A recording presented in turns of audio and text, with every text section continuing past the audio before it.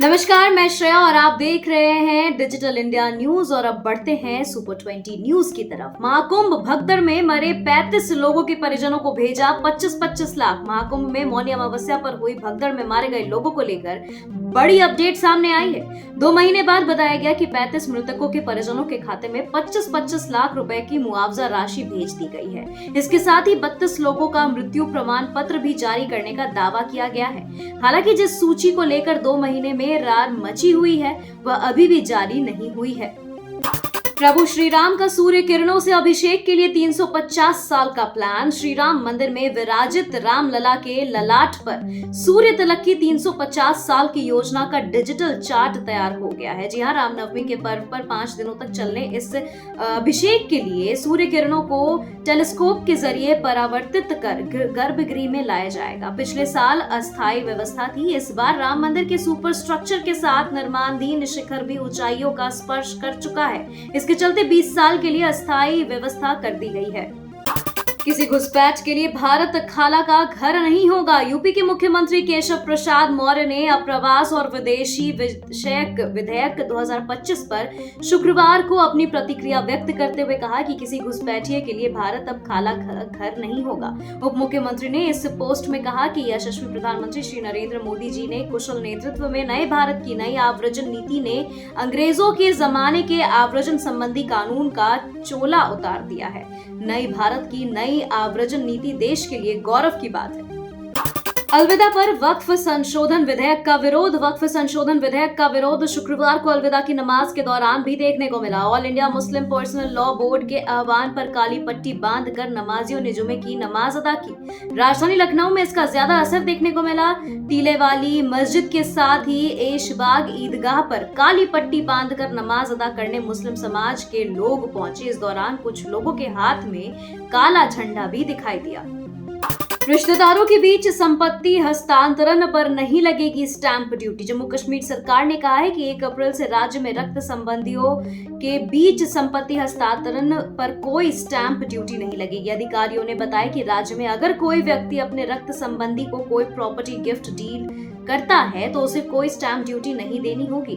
मुख्यमंत्री उमर अब्दुल्ला ने 7 मार्च को अपने बजट भाषण में रक्त संबंधियों के बीच संपत्ति हस्तांतरण पर 0 स्टैंप ड्यूटी का ऐलान किया था। साइबर अपराधियों के निशाने पर था राम मंदिर, सरकार ने बताई अपनी कामयाबी। इलेक्ट्रॉनिकी और सूचना प्रौद्योगिकी मंत्री अश्विनी वैष्णव ने शुक्रवार को राज्यसभा में कहा कि देश में साइबर हमलों से निपटने के लिए एक मजबूत तंत्र है और साइबर सुरक्षा में भारत की रैंकिंग दुनिया के शीर्ष 10 देशों में पहुंच गई है। वैष्णव ने सदन में प्रश्नकाल के दौरान पूरक प्रश्नों के जवाब में बताया कि साइबर सुरक्षा के क्षेत्र में भारत की दुनिया में रैंकिंग 30 से 40 के आसपास रहती थी, लेकिन पिछले कुछ वर्षों में देश में एक मजबूत साइबर सुरक्षा तंत्र का गठन किया गया है। जस्टिस वर्मा के इलाहाबाद हाई कोर्ट में ट्रांसफर का नोटिफिकेशन जारी। कैश कांड विवाद के बीच केंद्र सरकार ने दिल्ली हाई कोर्ट के जज यशवंत वर्मा का ट्रांसफर करने का नोटिफिकेशन जारी कर दिया है। जस्टिस वर्मा का दिल्ली हाई कोर्ट से इलाहाबाद हाई कोर्ट ट्रांसफर किया गया। जस्टिस वर्मा का ट्रांसफर किए जाने का इलाहाबाद हाई कोर्ट के वकील विरोध कर रहे हैं। अब होली वाले दिन जस्टिस वर्मा के दिल्ली स्थित घर में आग लग गई थी, जिसके बाद वहां से बड़ी मात्रा में नकदी मिली थी। सुधा मूर्ति कर देंगी भेजा फ्राई, इसलिए करते हैं 70 घंटे काम। कुणाल कामरा का तीखा तंज। कॉमेडियन कुणाल कामरा ने अपने नारायण मूर्ति के 70 घंटे काम वाले बयान पर तंज कसा है। कुणाल कामरा ने अपने नया भारत शो में नारायण मूर्ति को टारगेट करते हुए कहा कि उनकी वाइफ सुधा मूर्ति अक्सर कहती हैं कि वह बहुत सादगी से जिंदगी जीती हैं। वह इसी बात को अक्सर दोहराती हैं और 50 पुस्तकें लिख चुकी हैं। इन पुस्तकों में एक ही थीम है कि मैं बहुत सिंपल हूँ। ऐसे में नारायण मूर्ति भी घर नहीं रहना चाहते और सप्ताह में 70 घंटे काम की वकालत करते हैं। कुणाल कामरा को बड़ी राहत। गद्दार कमेंट मामले में मद्रास हाई कोर्ट ने दी अग्रिम जमानत। महाराष्ट्र के उप मुख्यमंत्री एकनाथ शिंदे का अपने एक कार्यक्रम के दौरान कथित रूप से अपमान करने को लेकर आलोचनाओं और शिव सैनिकों के गुस्से का सामना कर रहे stand up comedian Kunal Kamra को शुक्रवार को मद्रास हाई कोर्ट ने बड़ी राहत दे दी। हाई कोर्ट ने उन्हें अंतरिम अग्रिम जमानत दे दी है। कामरा तमिलनाडु के विल्लुपुरम जिले के निवासी हैं। भाजपा सरकार ने वापस ले लिए भ्रष्ट अधिकारियों के केस, सौरभ भारद्वाज का दावा। आम आदमी पार्टी ने भाजपा की रेखा गुप्ता सरकार पर भ्रष्ट अधिकारियों को बचाने का आरोप लगाया है। पार्टी ने आरोप लगाया कि बीजेपी के इशारे पर इन अधिकारियों ने गड़बड़ियां की और अब भाजपा सरकार ने इनके खिलाफ चल रहे सभी केस वापस ले लिए हैं। आम आदमी पार्टी के नेता सौरभ भारद्वाज ने आरोप लगाया कि गुरुवार को जब आप पार्टी के विधायक दिल्ली विधानसभा में नहीं थे, उस समय भाजपा एक प्रस्ताव लाई। बैंकॉक में 7.7 तीव्रता का भूकंप, निर्माणाधीन इमारत गिरी। थाईलैंड की राजधानी बैंकॉक में शुक्रवार दोपहर 7.7 तीव्रता का शक्तिशाली भूकंप आया, जिससे इमारतें हिल गई। चटुकचक मार्केट के पास एक निर्माणाधीन बहुमंजिला इमारत ढह गई है, जिससे इलाके में अफरा तफरी मच गई। सोशल मीडिया पर वायरल वीडियो में इमारत गिरते और लोग भागते नजर आ रहे हैं। पुलिस ने राहत कार्य शुरू कर दिया है, लेकिन हताहतों की जानकारी नहीं है। अमेरिकी भूवैज्ञानिक सर्वेक्षण के अनुसार भूकंप का केंद्र म्यांमार है। म्यांमार में जोरदार भूकंप, भारत समेत कई देशों में झटके। म्यांमार में शुक्रवार को आए तेज भूकंप के झटके भारत, बैंकॉक और अन्य देशों तक महसूस किए गए। दिल्ली, एनसीआर, उत्तर प्रदेश और पूर्वोत्तर राज्यों में भी कंपन दर्ज किया गया है। जर्मन रिसर्च सेंटर के अनुसार 11:52 और 12:02 पर 10 किलोमीटर की गहराई में 2 झटके आए। बैंकॉक में 6.2 तीव्रता के झटकों से स्विमिंग पूल का पानी छलक गया और लोग दहशत में घरों से बाहर आ गए। फिलहाल किसी बड़े नुकसान की अभी सूचना नहीं मिली है।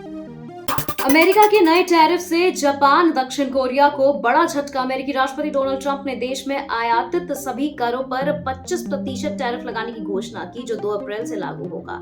इससे जापान और दक्षिण कोरिया से आयातित कारों पर सबसे ज्यादा असर पड़ेगा। अमेरिकी बाजार में कारों की औसत लगभग $6,700 बढ़ सकती है, जिससे ग्राहकों पर बोझ बढ़ेगा। 2024 में अमेरिका ने $214.5 अरब की कारें आयात की थी, जिससे सरकार को $53 अरब का राजस्व मिल सकता है। ट्रंप प्रशासन का सख्त कदम, हमास समर्थकों की अमेरिका में एंट्री पर बैन। डोनाल्ड ट्रंप प्रशासन इजरायल विरोधी प्रदर्शनों के बाद अब हमास समर्थक युवाओं की अमेरिका में एंट्री पर रोक लगाने की तैयारी कर रहे हैं। खासकर मिडिल ईस्ट से पढ़ाई के लिए आने वाले छात्रों की कड़ी जांच होगी। यदि किसी छात्र का हमास समर्थक होना साबित होता है तो उसे प्रवेश नहीं मिलेगा। इससे अमेरिका में विरोध प्रदर्शनों को कमजोर करने की कोशिश की जा रही है। इससे पहले ट्रंप प्रशासन इजरायल विरोधी छात्रों को डिपोर्ट कर चुका है। सारण में वीआईपी के जिला अध्यक्ष के निधन पर पार्टी में शोक की लहर। विकासशील इंसान पार्टी के प्रमुख और बिहार के पूर्व मंत्री मुकेश सहनी ने पार्टी के सारण जिला के अध्यक्ष और पार्टी के कर्मठ कार्यकर्ता मनोज महतो बिंद के निधन पर शोक संवेदना व्यक्त की है। अलविदा की नमाज में वक्फ बिल का विरोध। केंद्र की नरेंद्र मोदी सरकार द्वारा लाए गए वक्फ संशोधन विधेयक के विरोध का असर शुक्रवार को अलविदा की नमाज पर भी दिखा। मुस्लिम संगठनों की अपील पर बिहार के कई जिलों में काली पट्टी बांधकर आखिरी जुमे की नमाज पढ़ी गई। इससे पहले 7 मुस्लिम धार्मिक संगठनों ने मुख्यमंत्री नीतीश कुमार की इफ्तार पार्टी का बॉयकॉट किया था, जिसका असर नहीं दिखा। इस बिल को मुसलमानों के हितों के खिलाफ बताया जा रहा है, जबकि केंद्र और राज्य की सरकारों का दावा है कि वक्फ की संपत्तियों को बंदरबाट से बचाने के लिए बिल लाई गई है। सुप्रीम कोर्ट जाएंगे बीपीएससी कैंडिडेट, हाईकोर्ट से याचिका खारिज होने पर क्या बोल गए गुरु रहमान। पटना हाई कोर्ट ने बीपीएससी कैंडिडेट और अन्य की ओर से पुनः परीक्षा कराने की गुहार वाली सभी याचिकाओं को खारिज कर दिया है। कोर्ट ने बिहार लोक सेवा आयोग को बड़ी राहत देते हुए मेंस एग्जाम की तैयारी का निर्देश दिया है। याचिकाकर्ता हाई कोर्ट के फैसले के खिलाफ अब सुप्रीम कोर्ट में अपील करेंगे। प्रसिद्ध कोचिंग संचालक गुरु रहमान ने कहा कि हिम्मत नहीं हारे, कोर्ट ने मेंस की परीक्षा के लिए हाई लेवल कमेटी बनाने और सुरक्षा व पारदर्शिता सुनिश्चित करने में आदेश दिया है। बोकारो में मैया योजना के पैसे के लिए सड़क पर उतरी महिलाएं। राकेश वर्मा, फुसरो नगर परिषद और बेरमो प्रखंड क्षेत्र की हजारों लाभुकों को झारखंड मुख्यमंत्री मैया सम्मान योजना की 3 किस्तों के 7500 रुपए अब तक उनके खाते में नहीं आए हैं। सोमवार को आक्रोशित महिलाएं सड़क पर उतर गई। उन्होंने बेरमो थाने के पास विरोध प्रदर्शन किया। सड़क पर उतरने से फुसरो जैनामोर मुख्य सड़क लगभग 1 घंटा जाम रहा। मस्जिदों में पढ़ी गई अलविदा जुमे की नमाज, अमन शांति की मांगी दुआ। पाकुड़ जिले में रमजान के अंतिम जुमे की नमाज अदा की गई। शहर की मस्जिदों में शुक्रवार को अलविदा जुमे की नमाज तय समय पर अदा हुई। इस मौके पर मस्जिदों में बड़ी संख्या में नमाजी पहुंचे और इबादत की। जुमे की नमाज के बाद लोगों ने एक दूसरे को अलविदा जुमा की मुबारकबाद दी और देश में अमन शांति की दुआ मांगी। जामे अहतरिया मस्जिद के मौलाना अंजर कासमी ने बताया कि रमजान का महीना समाप्त होने वाला है और ईद करीब है। रांची में बदला मौसम का मिजाज, बारिश के साथ ओलावृष्टि। रांची झारखंड की राजधानी यानी रांची में मौसम का मिजाज बदला और झमाझम बारिश हुई। शनिवार की दोपहर में काफी तेज धूप थी। दोपहर के बाद मौसम अचानक बदल गया और बारिश होने लगी। बारिश के साथ कहीं कहीं ओलावृष्टि भी हुई है। तापमान में गिरावट से लोगों को गर्मी से राहत मिली है। खबरों के सिलसिलों में फिलहाल इतना ही। बने रहे डिजिटल इंडिया न्यूज के साथ। नमस्कार।